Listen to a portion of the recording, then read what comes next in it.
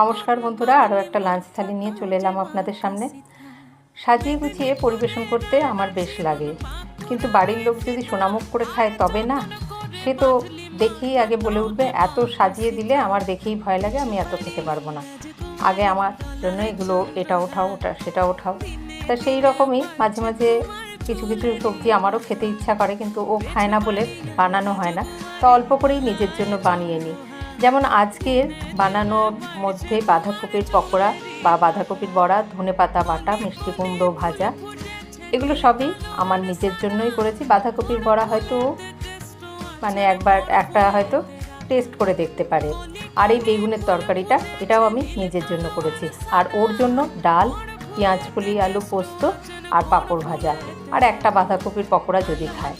এই ছিল আজকে দুপুরের লাঞ্চ থালি, যার মধ্যে দুজনের মেলানো মেশানো সবজি রয়েছে।